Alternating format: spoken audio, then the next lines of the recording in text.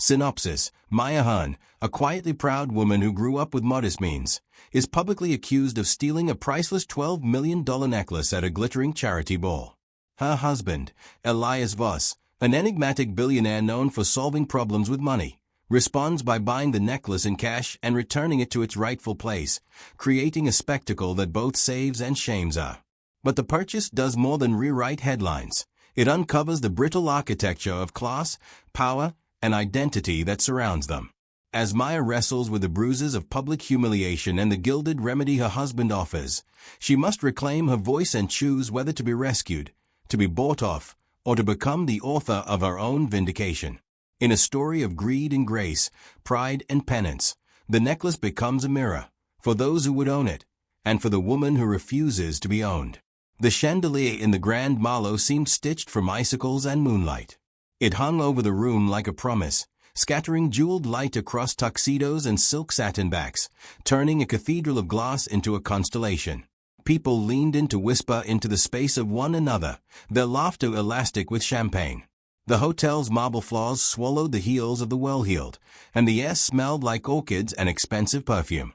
The necklace lay under glass on a plinth at the center of the gala's charity auction, a curving cascade of diamonds and sapphires that was rumored to have passed through a dozen auspicious necks and, tonight, would pass to a better one. Maya Hearn had never wanted to stand in the center of anything. She had learned early to make herself small, to fold her presence into the hum of a room so that life could proceed without her being noticed.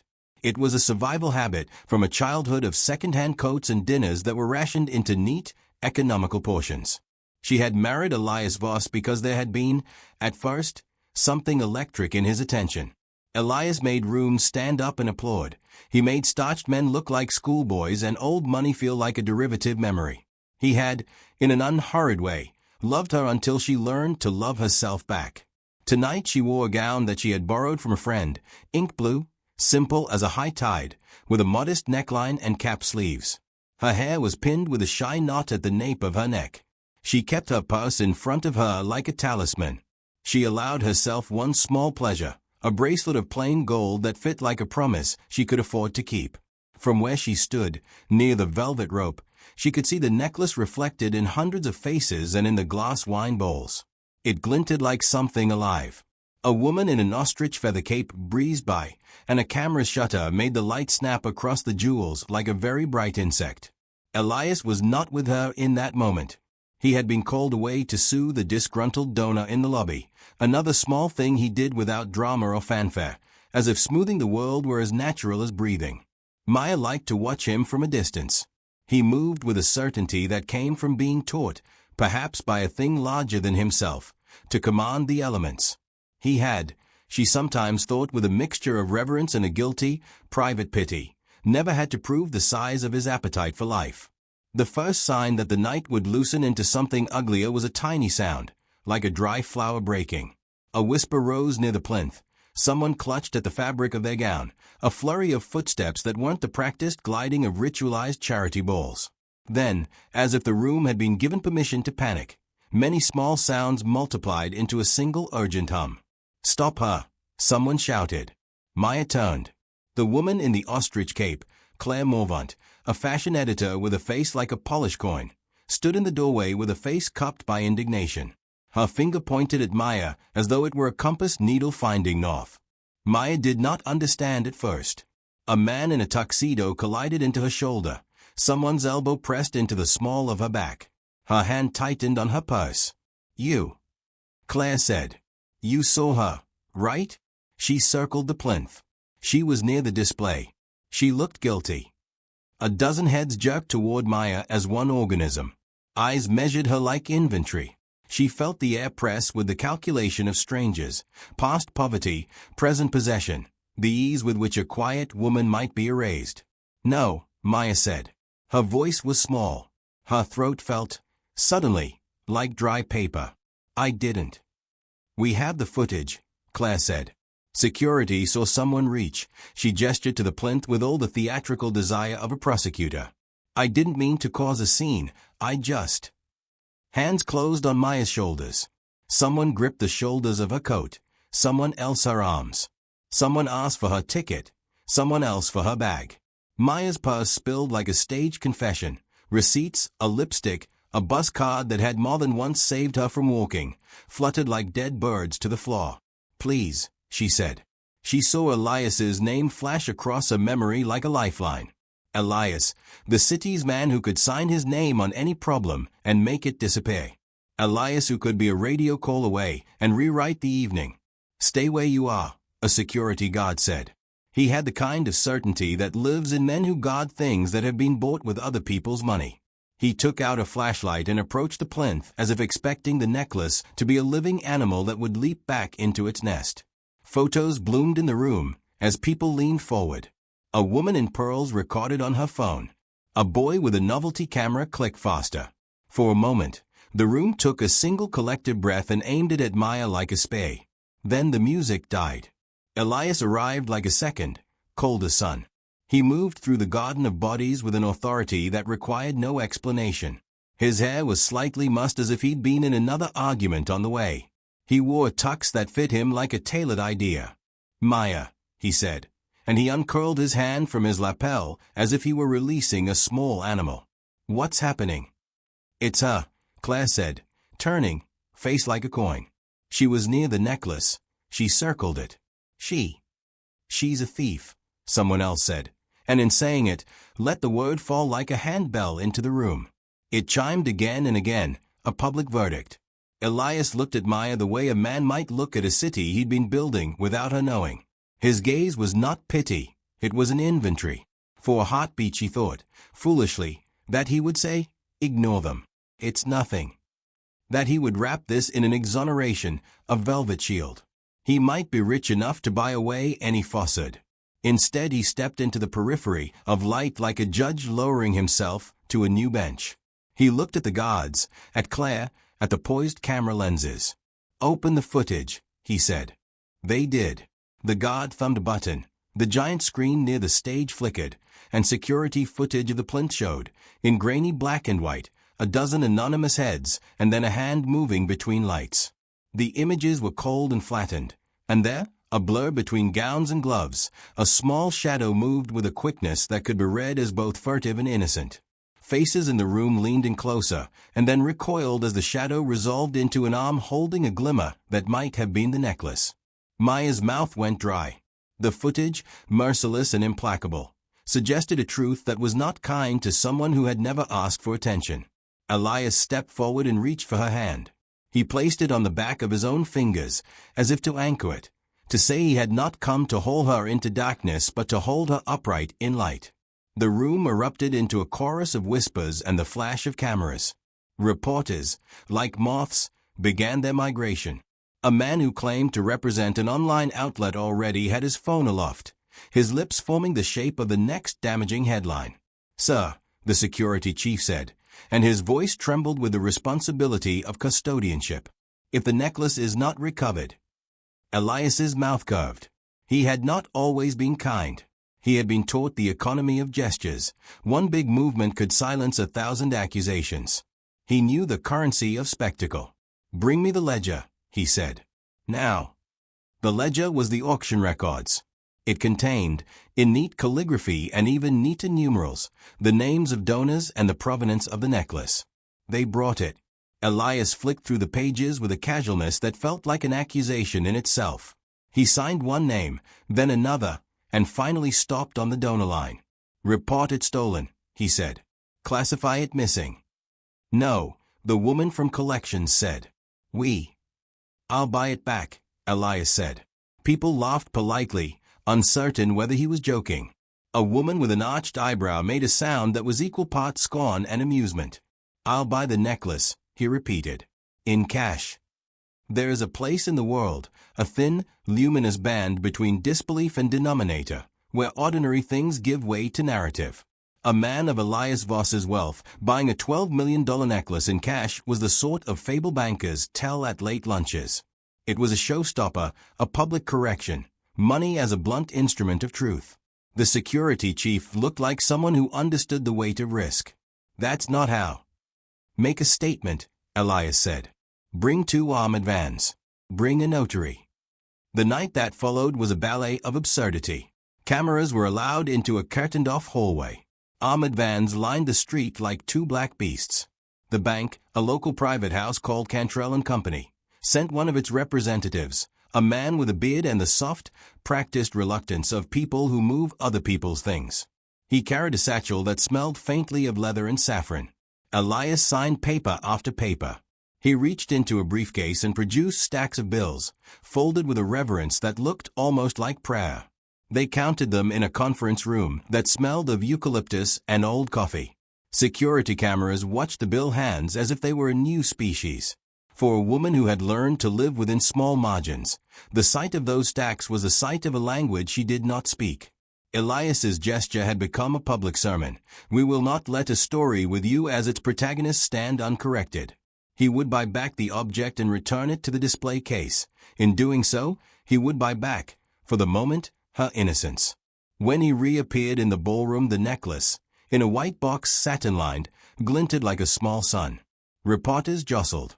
Hands reached for microphones. Flashbulbs flicked like the collective breath of a city. Elias presented the box to the curator with the ritual of a man returning sacred vows. "This belongs with the fund," he said. "Please, restore it." He turned to Maya. "You're my wife," he said simply. "You don't get dragged into a narrative by someone else's eagerness." The cameras loved this. The headlines would write themselves. Billionaire buys back necklace, tries to save wife's reputation. It was a neat geometry, rescue, spectacle, money turning into absolution. Maya felt the warmth of the cameras like a fever. He had saved her from the public eye, but he had also turned her into a prop. The bouquet of relief was entangled with a reek of humiliation. She had not been given a chance to explain. She had been covered like a precious thing. In the silence between them she felt, sharply, that she might never be able to separate herself from the currency with which she had been redeemed. That night the papers did everything a modern press does. They loved spectacle, seized on scandal, and then spun redemption in a pattern that read like a map. They asked the right questions and left the wrong ones unasked. Who had actually taken the necklace? Was this a targeted smear? How could a simple woman be accused? And why did billionaires pay the bills? Maya spent that night in the apartment Elias had bought for them in the city, a place with tall windows and the soft, inevitable hush of money. The city below was a scatter of lights. She stood near the glass and watched the world move in the way the rich and concerned believed the poor never did, in rooms filled with choices. Her breath fogged the window. Elias arrived after midnight. He carried with him a tiredness that had been worn into the curve of his mouth. He kissed her forehead like a benediction and held her, firm, as if he could keep the world from bruising her again. "You shouldn't have to," he began. "I don't need to be untangled by currency," she said. The words surprised her into strength. Her voice was soft, but there was a new weight to it, one that confused Elias. He blinked. "Maya, I did what I thought you'd want. I couldn't." "You bought a thing," she said. "You didn't buy what it is to be accused." Elias's hand flexed on the hem of her sleeve. "But I fixed this. You were being humiliated." "Was I?" She turned to face him. "Did you fix me, Elias? Or did you fix the narrative? You bought the necklace back in cash, and the story became tidy again. People will nod and say, 'Problem solved.' But their minds have pictures now. They saw my face next to a missing jewel. You can buy back sparkles, but you can't buy back the way people look at me." He was quiet for a long time. In that quiet he saw, perhaps for the first time, the legacy of his wealth. It could dress truth in a coat of satin and call it unassailable. It could also silence the people it was meant to protect. The next morning, the city had decided that the matter was over. The streams of reporting had tapered from interest to morsels. But for Maya the question remained in the small, stubborn places. Who had really taken the necklace, and why had Claire Morvant so eagerly sown blame to her? She began, tentatively, to ask questions. Not for the newspapers, but for herself. She visited the hotel's security office and watched footage frame by frame. There was a jitter in the image, a shadow that could not be cleared by a generous reading. The camera showed the hallway outside the ballroom, and there the feed offered a small anomaly, a woman in a feather cape moving with the assuredness of someone used to occupying spaces. Claire's face, for a moment, a flash like the reflection of the necklace, hung on the screen. Maya pressed her hand flat against the monitor, as if she could feel the heat of the pixels. Her heart thrummed in her ears, that steady drum of a person who had stopped being content with passive indignation. She could not explain why Claire's presence pounded at her like an ill-fitting chord, only that some places in the footage did not align with the story everyone wanted to be true. She asked to interview Claire. Claire agreed with a smile that was as smooth as an old photograph. They met in a small cafe where the walls were covered in old movie posters, and the coffee was unprepossessing. Claire's lipstick was a deliberate red.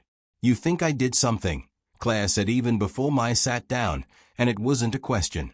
"You aren't the only person to be accused when a story needs a body." Maya took a breath. "I want to know why you pointed at me." Claire laughed, briefly. "You were the one near the plinth. You have that look, the look of someone who belongs somewhere else. It doesn't take a genius." "You saw something," Maya said. Claire's smile peeled back for a moment like the edge of an onion. "I saw a woman circling the display. I saw her adjust her purse. That's suspicious. You need to understand, I wasn't trying to hurt you. There are real thieves. I was trying to prevent something." "You didn't ask for the footage," Maya said. "You didn't wait." "If I waited, the necklace would be gone," Claire replied. There are people who don't behave. It's a world where we must be vigilant." Maya left the cafe with a residue of Claire's certainties sticking to her like ash. She felt, sharply, how easy it was to be made small and how quick the world was to fill that smallness with suspicion. The trail, however, did not only run through Claire. There were other threads. The curator with a tremor in his left hand, a delivery man who had been scheduled to bring a display provision, but who, according to the registry, had never arrived, a junior intern who had been standing in the hallway and who later, when questioned, had looked visibly like a man who had been ordered to remember nothing. Maya sifted through these fragments like a woman sorting coins at the bottom of a tin. She began to visit people quietly. She met Marco, the junior in collections, who admitted to being terrified of losing his position. He spoke haltingly of pressure from the curator to keep certain things off the public log, artifacts and loans that were sometimes brokered in back rooms, exchanged for favors and introductions. "There are friends who want to borrow things and never return them," he said. "And there are accounts that need padding. I don't know if the necklace's disappearance was orchestrated, but there are hands that have been in places they shouldn't." Maya listened. She took in the names and the small, human details of greed. The curator's daughter in medical school, the collector who liked to keep trophies on his yacht. Elias listened from a distance. He met her at the end of the evening in their modest hotel room and watched her move through the world with a diligence he admired but did not fully understand. "You're poking at a hornet's nest," he told her softly. "Let it be. I paid the debt. People will forget." "Will they?" Maya asked. He had, for all his power, an ease with handing off responsibility. Money, to him, solved problems with the quickness of a scalpel. Maya had learned to respect that. But she had also learned that not every cut heals in the same way. She pressed on. She found small corroborations, a note about a planned private showing the week before, an invoice with a rubber-stamped signature that didn't match the one on file. She began to see the necklace not as a jewel, but as a pivot, a thing whose movement would reveal when knotted favors rested. The more she dug, the more tangled the net became. Claire's motive, Maya realized, was not simply journalism. Claire wanted to be seen at the vortex of drama. She wanted to be the person who named villains. It was in her work to create storms. The editorials Claire wrote were little tempests. They brought readers in power. But the curator, Gabriel Hahn, no relation, found himself in a precarious position. He needed donors to feel they were in the presence of magic, and sometimes magic required an accommodating ledger.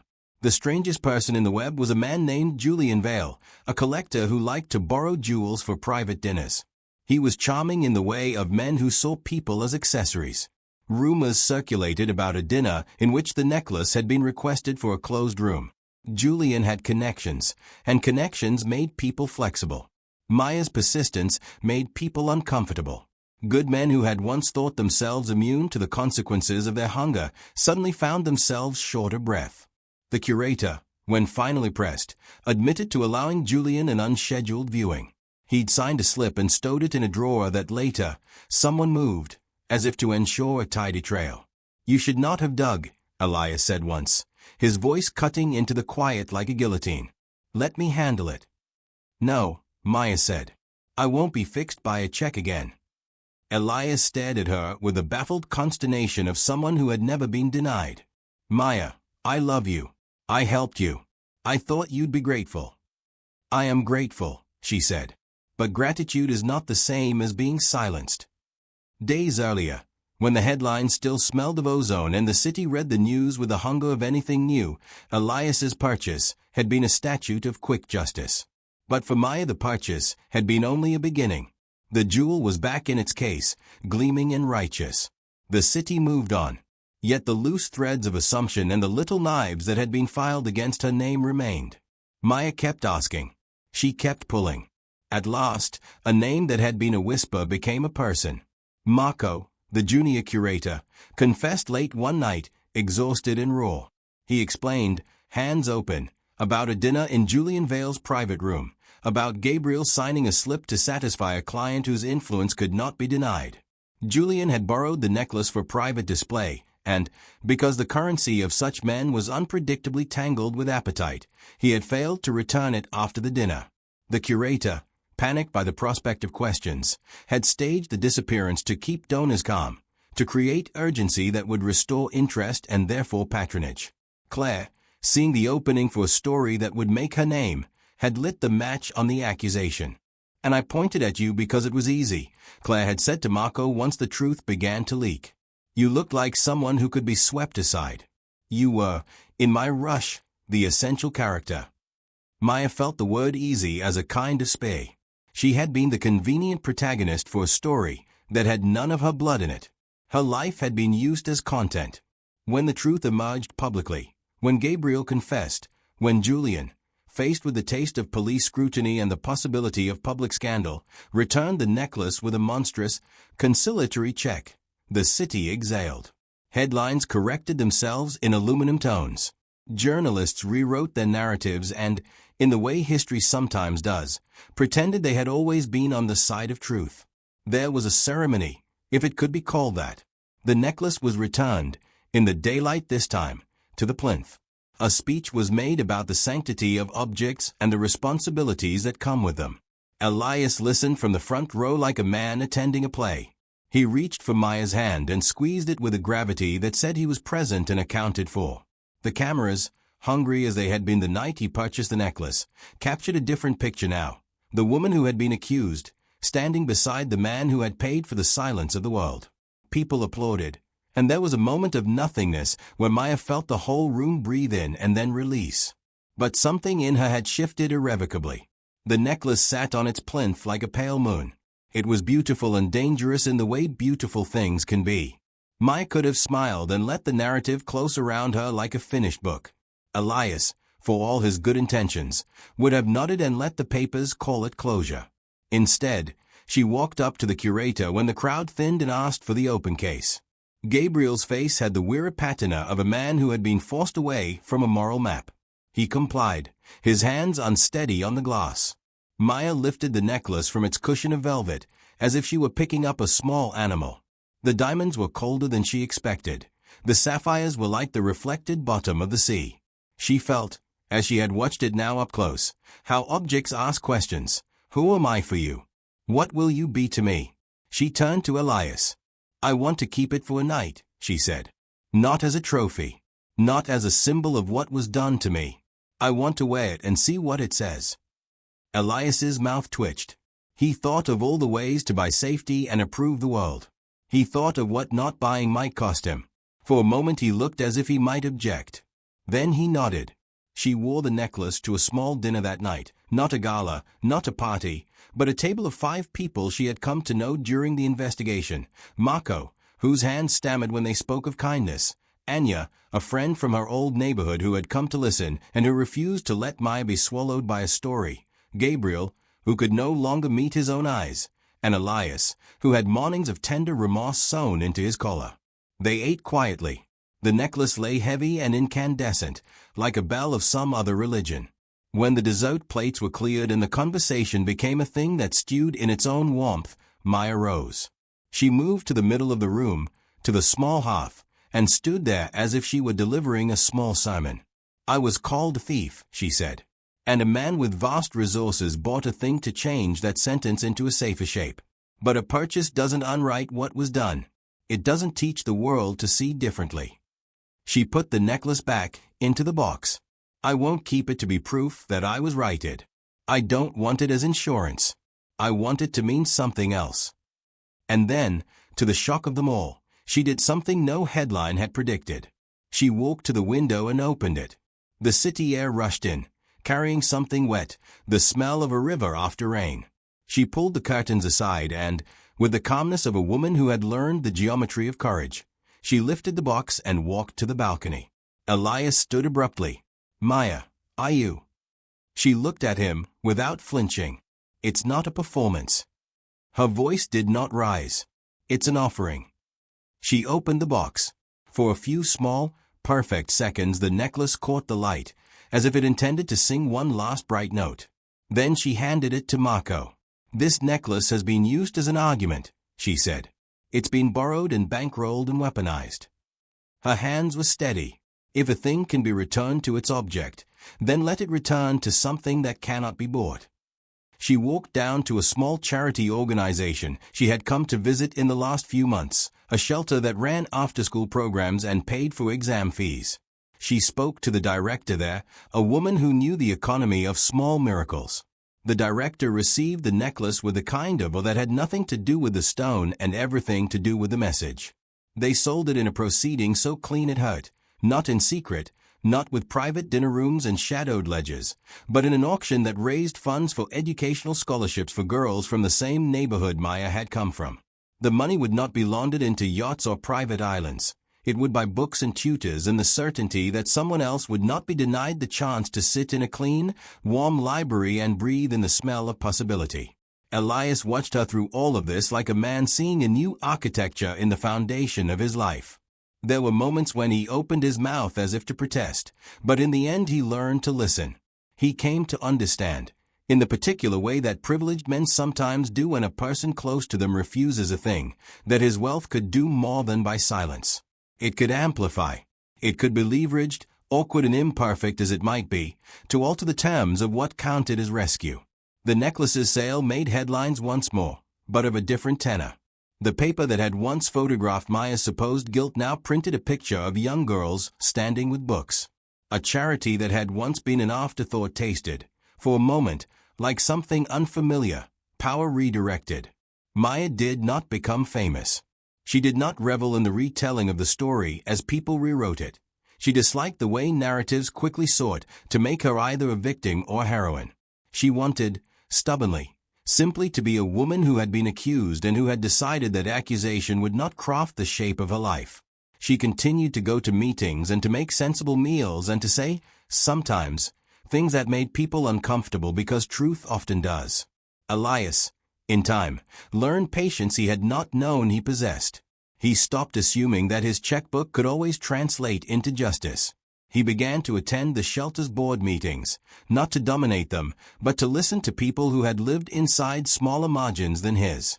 He found, not without awkwardness, that his presence could open doors if it was used to hold them for others rather than to slam them shut. Claire, who had once been eager to scoop up scandal like a net full of fish, watched the reshaping with a thin smile. She published a piece, an apology of sorts, that read like a lesson to every editor who loved a sharp edge. Gabriel resigned quietly and donated, anonymously, to the scholarship fund. Julian Vale fled the city for a while. When he returned, there was an air about him that was less tolerant of appetite without consequence. In small rooms with second-hand coats and with a faint residue of jasmine, Maya learned to speak in other people's languages, the language of public policy and the language of grant writing. She used Elias's network, when she needed it, as a tool rather than a talisman. She became, gently and with a stubbornness that surprised even her, a person who could negotiate with systems rather than be subsumed by them. Once, months after the necklace had been sold and the money had been parceled into small, life-changing grants, Maya stood in the shelter's library. A young girl approached her and held out a notebook with shaky handwriting inside. "Miss Han," she said. "Thank you." Maya took the notebook and read a page about future plans. The girl wanted to study architecture, she wanted to design houses with sunlight, and she wanted to stop the world from fitting people into little boxes. Maya felt a heat like the first truly honest admittance of a childhood and a life's promise. She handed the notebook back. "You'll make them listen," Maya said. The girl smiled and ran off to class, the notebook clutched as if it were the most valuable thing she owned. For Maya, the moment settled into her like a quiet dividend. Small, inexorable, real. In the end, the necklace had been everything and nothing. It had been a flash that revealed the brittle bones of privilege and the slippery cunning of accusation. It had been a coin through which men with appetites claimed dominion. But it had also been something else, a lever. Elias's money had bought a headline. Maya's choices had bought a future for girls who had once, like her, learned to make themselves small. On a late summer evening, Maya stood at the same window that had once framed the city like a constellation. She wore a simple dress, a sigh of navy silk. Elias joined her and reached for her hand. He said nothing. She knew he had watched her pull the threads and had, in his own fashion, learned how not to pull back. "Do you regret it?" he asked, at last. Maya shook her head. "No," she said. "I regret that it had to be my face on the story. But I don't regret what we did after. Things can be bought back and made into something else." He leaned his head next to Hayes, and together they watched the city. There was a brightness on the river that looked like 1,000 small promises. Maya thought of bus cards and homework and gardens she had never owned.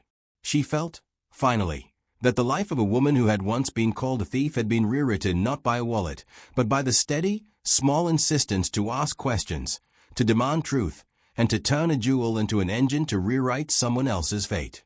The world would still be messy. People would still point and mistake the smallness of another for guilt. But there were now scholarships and books and a little library where girls learned the language of light. The necklace had once been a tool for spectacle. It had been transformed into an instrument for something quieter and more difficult, change. And for Maya, that was enough. She had been bought once, in a headline. She had refused to remain for sale.